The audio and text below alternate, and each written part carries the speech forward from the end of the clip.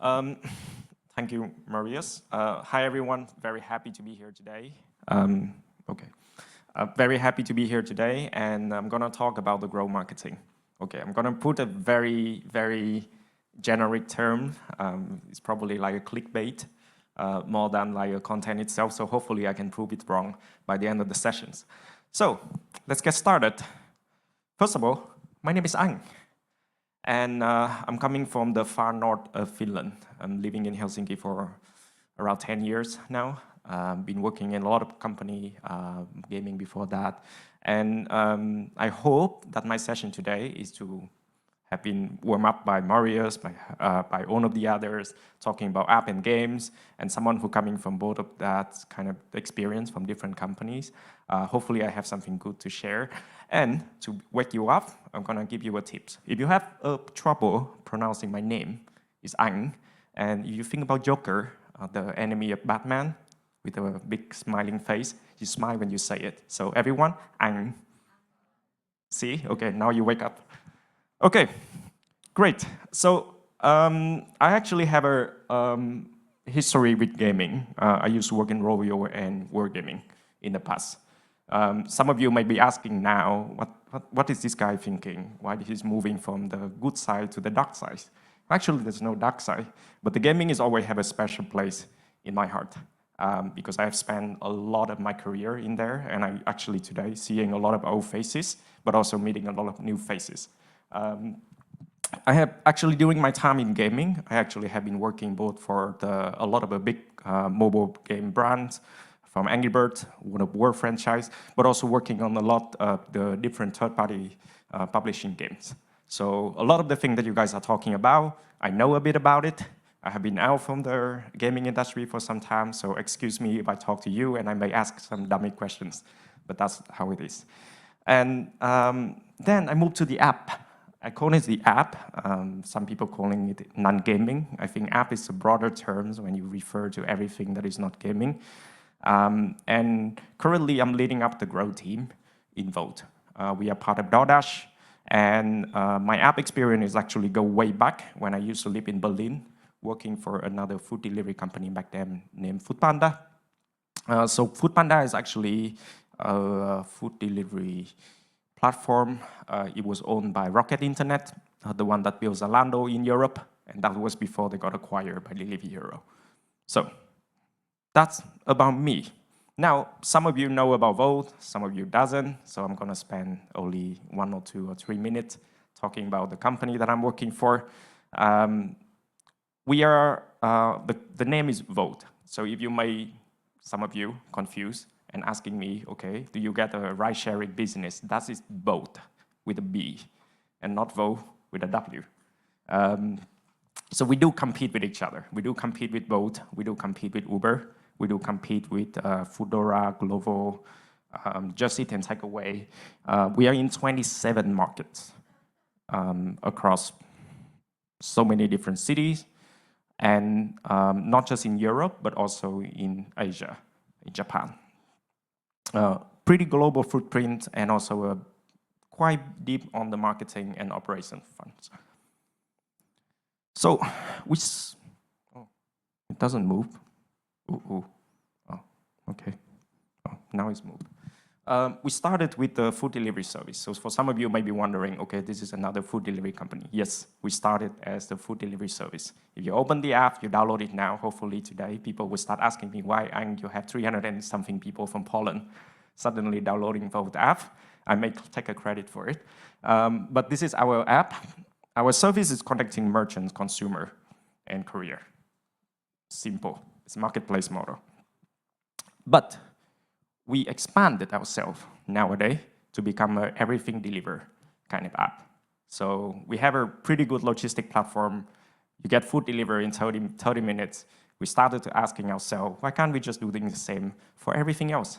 Grocery, flowers, pharmacy, meat from the butchery shop, everything you can think of. And the everything deliver service itself nowadays is actually our new frontier. So our platform is actually now selling more than $1 billion, €1 billion worth of grocery in a year. is double from the last year. So you might think that we are a food delivery platform. It's actually a side business for us. And in a year alone, we're spending 1 billion. Okay, enough about Wolt. You know what I'm talking about. You know about my background. You know about why I used to work in gaming, doing UA. I have a lot of things that I do believe when I actually talk to the gaming people. And I always feel that, okay, if I have to do a presentation for the gaming people, I need to bring the A game because they know what I'm talking about. I cannot just go to anyone and say that, okay, this is what this number is about. So hopefully today, I'm gonna tell you a bit of my journey from when I joined the company, from gaming to app, and what I think, or what I thought I know, and what I realized later on that I didn't know. So we started with an assumption. So what I thought the thing should be. There's 4 things that I kind of remember back in the day when I joined Wolt. So the first thing is that, this is something that I used to work in the gaming side. You have one UA person. You're calling themselves as a UA specialist, UA manager, UA analyst. But the concept is simple. It's very different from e-commerce. You're not splitting the team by channel. You build a team of generalists. So it means that one person could potentially run his own channel, every channel, for several games. So back then when I was in Rovio, I ran it for 3 to 4 games, both Angry Bird title and non-Angry Bird title. With the support, of course, from the creative team and from the data team. So the setup is what I think, or what I thought it should be. That's what I did. That's what I hope I will bring over. The tech stack is very acquisition focused. When I say acquisition focused, a lot of the channels that you use in here are very much focused on the very data-driven, performance-driven kind of channels. You're building all of the attributions. The way that you like processing the data is pretty much surrounded by how you can make the most of the acquisition effort, how you collect the best data that you can, and utilizing that data to be able to optimize to the best that you could. And with that data, you can build whatever kind of automation you want. Okay, I may be oversaying this, but that's what I thought things should be. Now, the third thing that I thought, I mean, this is quite simple. Like, every optimizations campaign that you have for UA is very tactical. It's very ROAS-driven. If someone come and say that, okay, still talking about this is my CPI, I already optimizing for CPI, losing their head, that's not the case. Like, everything is very tactical. Everything is the bidding, the optimization that you do, everything is very tactical. You're bidding on the best value user. Because the fact that in gaming, the conversion rate is so low. You're talking about, like, on average, 2 to 3% of the people who download the app are actually making an order. You're looking for the whales. You have to hunt for them. So the UA team is excelling in the art of bringing all of this together, bringing the data together, bringing the innovation together, bringing the kind of like the best kind of setup for UA in one place. Then the last piece that I actually came across is that the creative, and I think some of the talks earlier have been talking about, the creative is very much straightforward. The creative is very tactical. The creative is focused on the in-apps, very easy localizations. You don't have to go an extra mile to try to make it like even more than what your competitor is doing. It doesn't matter if you go to Japan. It doesn't matter if you go to Poland. If someone is saying that, okay, I'm actually spending so much effort to localizing my game, my creative in Poland, you probably start asking why. And if you think about us, I'm going to talk about it later, but spoiler alert, yes, we do think about it.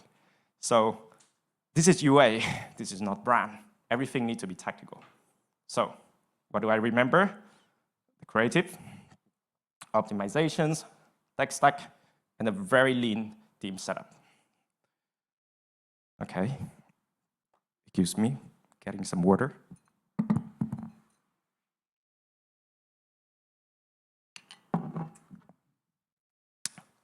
So what have we done? Our approach is to do almost the same thing. What does almost really mean? We're building a lean setup for the team. That was what I wanted to do when I joined Wolt in the app. So We have a lot of countries. And you think about it, one country is kind of like one game. When I explain it to the people in Wolt, people laughing in my face. What the hell does that even mean? One country is like one game. What are you talking about? But you think about it, different retention model, different monetization. Poland is different from Greece. Greece is different from Japan. The localization is different. The product features is different. Like the way that you build all of the operations, the way that you work with the operation team. Think about it, how you work with the product team, how do you work with the game team. It's different. So what I built is that a similar setup. One person who going to own channel, working directly with the local market, running and testing own sort of campaigns, and one person can potentially take care of multiple countries. So here's the example of what I built. On top of that, creative analytics. So very simple. Then the tech stack is very acquisition focused. I added some element here, as you can see, it's a bit different from the one that I think how the gaming should be. We apply a similar tech stack to capturing the hyper growth of UA across channel and platform. And when I say across channel and platform, because keep in mind that our service is also available in both web and mobile. So we're not just talking about iOS and Android, we're talking about users who have so many different touch points along their journey. How do we bring them in? How do we nurturing them? How do we engage them? How do we bring them to be a loyal customer? And we're developing a slightly adaptation to expand our attributions beyond deterministic, but having like some small elements of engagement here. You probably see that there's like iterable and intercom that actually our CRM platform. We actually also try to bring them in to our attribution setup. And plus some light version of an MMM. So still very similar, bit of adaptation. And then for the targeting and the optimization itself. So it's probably not going to be a surprise for many of you that in every game person know that to optimize at scale, you need to have the broadest audience. Then leave the algorithm, leave Google, leave Meta, leave whatever channel to be able to optimizing it for you. If you put a VO campaign, an AEO campaign, a ROAS campaign, all of that is taken care of. Your job is just to make sure that you understand the data. You get the data come in every day, every week. Take that data, work with your design team, optimizing, testing. That's the rhythm of how you do it. Now, for the app business, it's a bit different. And I'm using an example from food delivery. Our business is very hyper-local. So in gaming, you're grouping own countries into one campaign. I may be saying own country in a way that you're grouping all of the Western country, English-speaking country in one campaign. You're grouping a rest of the world campaign. You're grouping like potentially Japan into one campaign. But the idea doesn't change. You're trying to capturing the biggest audience, let the algorithm do the job. Now, I didn't have that luxury because our business is very hyper-local. So when I go to Poland, I can't do the same. You may be asking me, Ang, why don't you group all of those countries into one? We did, we tried, it didn't work because of the hyper-local setup that we need to be able to build. And because of that, the audience is getting smaller. So if you think about in gaming, you're talking about like, I don't know, one campaign for 10 markets combined, like all of the Western country, that would be like 150 million potential user. Ours, 500,000. That would be a lucky day. So our art is actually how do we hunt out those 500,000, where it's actually 10% or even less than 10% the audience size than the gaming. And we're developing a tactics of how we try to be able to make that happen with the hyper-local targeting. Then the last piece is that our ad, I brought the similar kind of thing that I think the gaming would be, is that the very tactical, easy localizations. Don't try to spend too much time on it. I just say that we need to be very, very hyper-local. But you can see that my gaming brain is still running back then when I think about like, okay, I need to be able to like let the algorithm do their work, keep it simple, very efficient productions, very easy, like kind of like creative that we potentially would be able to grow. So actually, I'm trying to see if I can play, but but it doesn't work. So it's very tactical, very in-app recording. Hands, finger, swiping. Oh, okay, now it worked, thank you. See, hands, swipe, not the rocket science. Like, I'm not trying to, like the brand people hate me when I come to them with this sort of idea, but it can be any simpler than that. Yep. Okay, I'm gonna cut the fun. We're gonna move on. So, how did it work? It worked. I mean, I'm using a very stupid slide here, but you look at the blue line, which is go up, that's good, that's a conversion. The darker blue, let's go down, that's a CPA, that's good. My job should have been done if things would have been that easy. But to be fair, if you go as a UA people, you go to any company where they didn't do a lot of UA, everyone had the same. Like, I would be able to go to any CEO and say that I would be able to do an amazing job the moment that I apply some of these tactics. So I can kill myself to be a genius, but I'm not that good. So what's the loophole? It doesn't scale.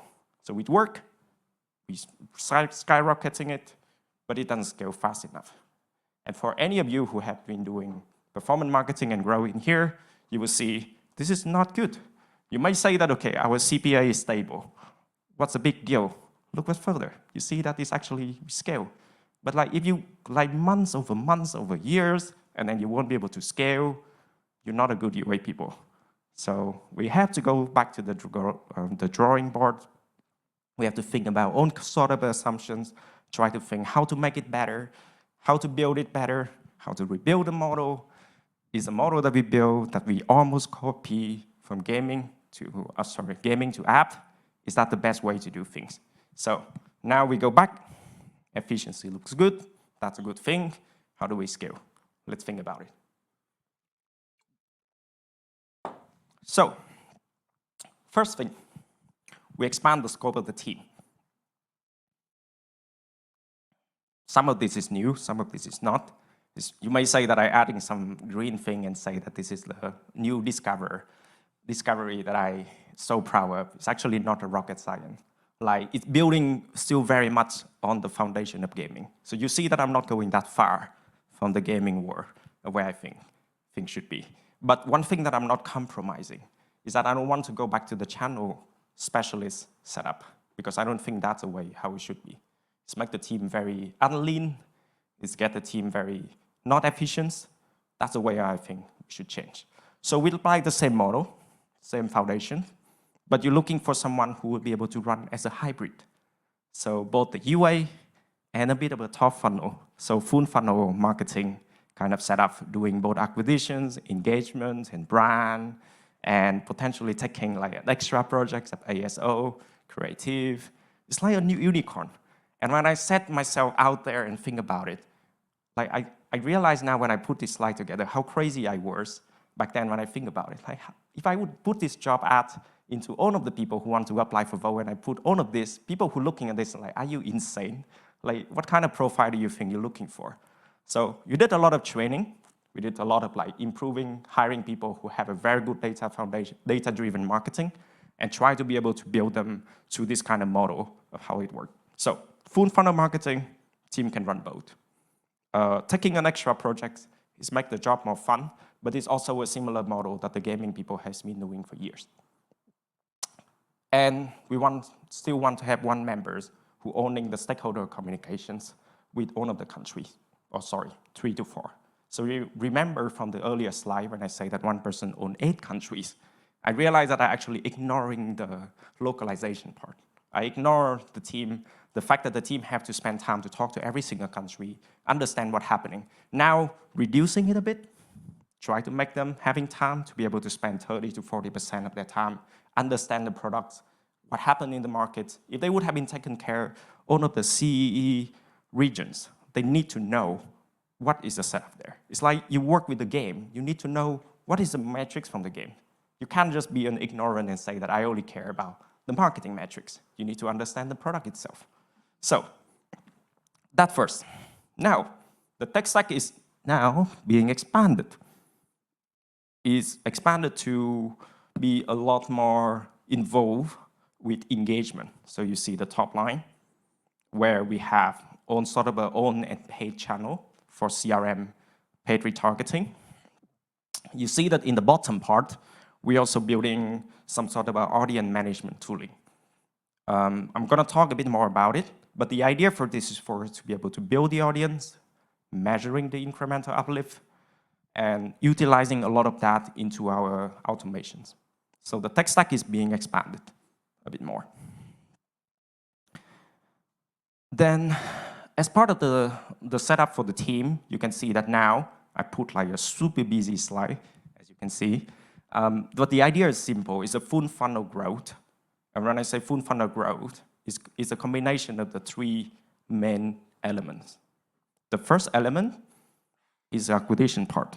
That's the UA. Second element is the engagement part.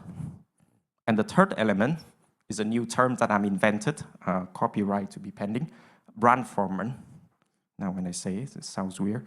But I cannot help myself to say that I'm going to tap the UA people to running brand campaigns and just, okay, let's spend $1 million and let's see what happens. That's not the kind of performance marketing I can digest or even the UA people can digest, so I call it a brand performance. But the idea should be that you have a skill set to be able to do a lot of this. But the goal for you, for the country that you own, for the product that you own, is that you would be able to execute all of these optimization and budget allocations within one person for the certain market. Then the creative now, we're trying to be remaining the tactical part, but adding a lot more localization and template. Now, you may say that localization is only tied to potentially localizing the ad copies, localizing the text. There's actually a lot more things that we can localize. You can localize the characters. You can localizing the food. You can potentially localizing the kind of items.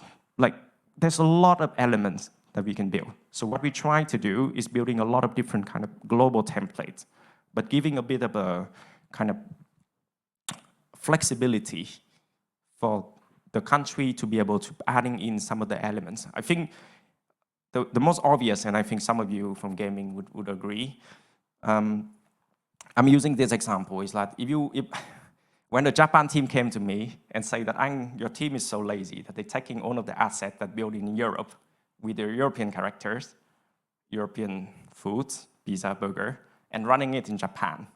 I mean, I tell them that it doesn't matter. The algorithm would take care of itself. Like, if it doesn't perform, we're going to try something new. But I was being ignorant.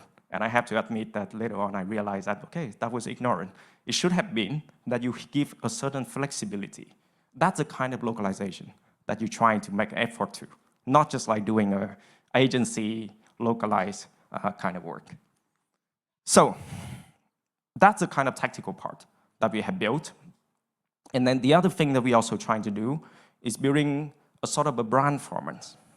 So brand formance, in a way, is that we're trying to take like more holistic approach, that we have the tactical and the brand in a more consistent setup, instead of just trying to be like all over the place. I have own sort of idea, I have own sort of color, so we want to bring it into like, if you really want to do a full funnel, at least show some effort that your full funnel marketing is reflected in your creatives.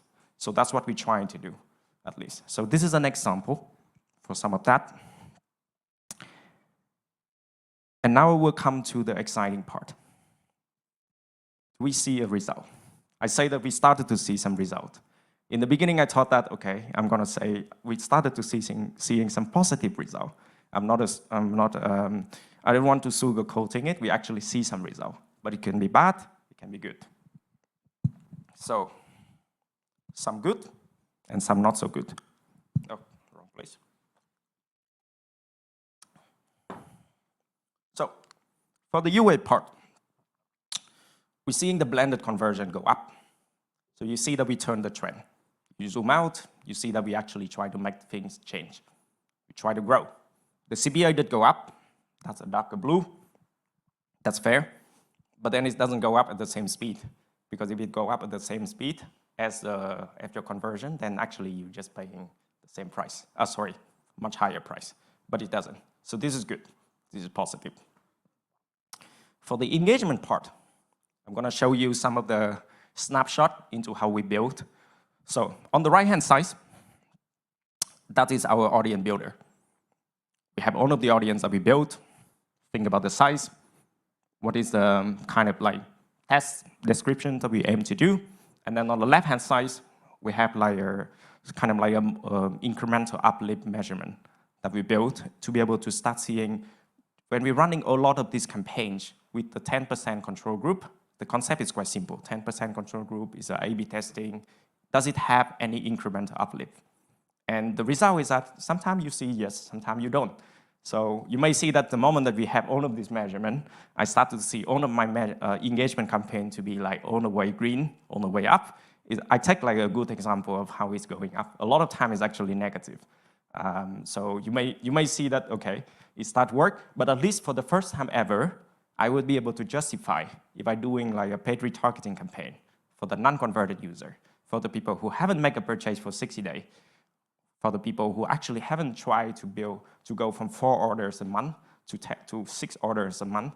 I see some sort of a number that I can actually iterate, going back to the team, trying to do it better. Then the last piece, which is one of the realizations that I have, is that with the privacy change, you may think that every one of us might go to like maybe moving away from running like full deterministic attribution. Now people talking about MMM, people talking about all sort of thing. We call this a holistic marketing measurement. So this is one of the results that we have seen by running it.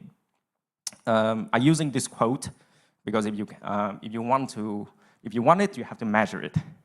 And if any brand person who coming to me and say that, don't worry, we're gonna see it in, I don't know, even 3 months, I'm gonna punch that person. But the idea for you to kind of see is that you need to be able to finding a way to measuring the brand part. You see that we're finding a way to do the UA, that's not that difficult. We're finding a way to do it for the engagement. What is a brand? So we develop a lot of different model. It's based on, some of you may have heard from Google, where they have a light MMM model. Facebook have the Robin model. And then all of that is actually based on the Bayesian model itself. So we use all of that, making our own twist, building it out into some sort of an extensive testing over the years across different markets, different channels. What did we have? This is one of the snapshots for one of the earlier, the latest MMM measurement that we have. I'm gonna list out all of the UA brand campaigns offline. I have to hash out the name, but I think some of you were smart enough to be able to figure out what the hell is number 1 and number 2 and number 3. But let's keep that for the drink later then. So this is the kind of view. We actually have a lot more advanced view on how it look, but the idea is simple. This is what I'm looking for. We're trying to be able to bring the input from all of the deterministic attribution, which is, it's saying that contribution direct attribution here, and then CPA direct attribution. That is based on the UA deterministic probabilistic attribution. Then we have the MMM that's come in, so you know the spend shares per channel. Now you have 2 columns follow, contribution from MMM, contribution from direct marketing. Sorry, from direct attribution. And then from there, you see how the CPA different. I'm highlighting the one in green, which I see is a consistent kind of performance view in the efficient CPA and scale that I see as a pattern between the MMM and the direct attribution. And then I'm highlighting the red one, which of course you know that is the offline. But it doesn't mean it's bad. It's good because you finally can see it. But if you don't have it, you won't be able to see it. And then the one that I have here in orange is a bit of a question mark. You need to look a bit further, break it down. But the idea for this is quite simple. You're running different kind of model. This is the most simple view. Trust me, the first one that our Martech introduced to us, I couldn't even read it myself. So it took us a lot of time, try to bring all of this input together and try to be able to figure it out. Doesn't mean that it worked. I'm not trying to show you this one is actually showing anything that's working. I'm just trying to tell you, yes, we have been able to run tests, been able to measure. This is good. So now, you see my journey from gaming to app, and you see my struggle from trying to learn. Some of you asked me yesterday on, okay, gaming is very advanced, etc., etc. Like, putting all of this journey together, I thought to myself, okay, that's a hell of an adventures that I have had. I learned a lot along the way, and I hope that I share some of that with you today. And probably there are more things that I would figure out. But there are two things that I remember now. Years ago, app and games, app on the right, sorry, game on the right, app on the left, it's very far from each other, very distant. I'm quoting this from Marius in a drink yesterday, and he actually mentioned it earlier. Some summary from the talk that he had is that a few years ago, app and game are very far from each other, as gaming is very much relying on a great data setup to be able to optimizing UA to the best that it could. Everything is to perfect into the quality of the data that you have. And non-gaming and app has been working on a bit of a broader scope, regardless of the data quality that you have. You always have to do some sort of guessing. Now, what happened now? We're getting a lot closer. What does it even mean? It is because all of the changes on the privacy, DMA, GDPR, iOS 14, that actually making the gaming have to be able to start exploring the tactics that the non-gaming and app have been doing. Like a few years ago, any of you would come and say that, okay, I'm investigating into MMM. Like all of your gaming focus probably like, why do you need to? Like your deterministic is so good, why do you have to even bother to do some of that? And then the non-gaming itself, or the app, is think about like, I love to do it on the channel base. I have a team of 100 people to doing UA. That is a very inefficient. What I'm trying to say here is that all of this are getting a lot closer. We have a lot to learn from each other. We have a lot to try to be able to sharing the knowledge. And with that in mind, I just want to say thank you for the talk. I ran a bit over time, so thank you very much, and I hope you have a good time.